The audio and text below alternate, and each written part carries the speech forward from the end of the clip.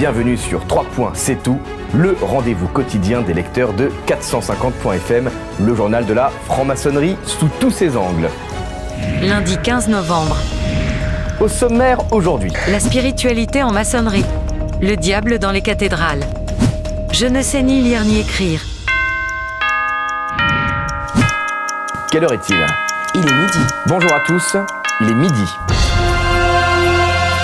Peut-on être franc-maçon au Grand Orient de France et s'intéresser à la spiritualité ? C'est la question que s'est posée Alexandre Thalès pour 450.fm.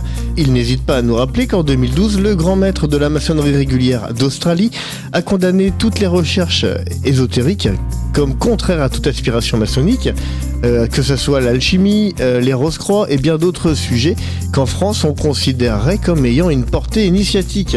Alexandre Thalès trouve paradoxal que certaines loges au Grand Orient de France travaillent avec un rite chrétien primitif. Il nous explique pourquoi. Allez retrouver la tribune qu'il signe cette semaine sur le site de 450.fm.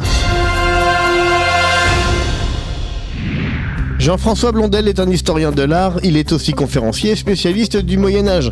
Il vient de publier aux éditions d'Hervy « Le diable dans les cathédrales, le démon y aurait-il sa place ?» Dans cet ouvrage, il s'intéresse sur la représentation symbolique du diable dans l'univers religieux. Effectivement, présent dans les légendes et dans l'imaginaire populaire, il y a dans les cathédrales des représentations du démon. Jacques Carletto a voulu en savoir plus, il a donc interrogé Jean-François Blondel. L'art roman et tout le roman, donc la cathédrale romane, l'église romane, était un petit peu influencé par l'esprit des monastères, des moines.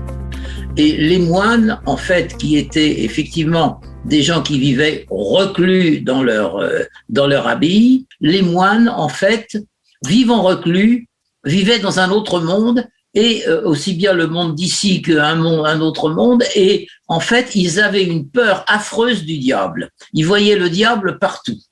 Certains même conversaient avec le diable. Il y a même dans les annales un qui disait finalement, j'ai rencontré près d'une lanterne des morts tous les moines qui étaient assemblés et il y avait le diable qui leur parlait. Voilà. Donc, en fait, l'art roman est sous l'influence des monastères. Du coup, la sculpture romane et la représentation du diable dans la sculpture romane, effectivement, sera dans l'esprit des moines. Si vous voulez en savoir plus sur la symbolique du diable dans la cathédrale, retrouvez l'interview intégrale de Jean-François Blondel dans l'interview vidéo de Jacques Carletto. C'est cette semaine sur 450.fm et c'est gratuit. Je ne sais ni lire ni écrire, c'est une phrase plutôt célèbre, rituelle et symbolique issue de la tradition maçonnique.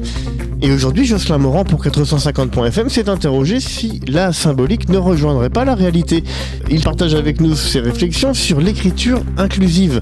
Pour Jocelyn Morand, cet artifice vise à imposer la vision et les règles d'une minorité agissant au nom de causes proclamées justes par leurs militants. L'écriture inclusive vous pose question. Allez découvrir les réflexions de Jocelyn Morand sur ce thème. Je pense que cela va vous intéresser, voire même vous étonner. C'est sur 450.fm, c'est cette semaine. Et c'est gratuit. Merci encore une fois d'être de plus en plus nombreux à nous suivre chaque jour. Votre soutien, c'est important pour nous.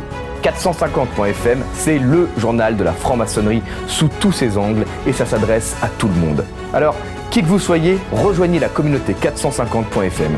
Voilà, j'ai dit, 3 points c'est tout. Tout est fini sur les 2 colonnes.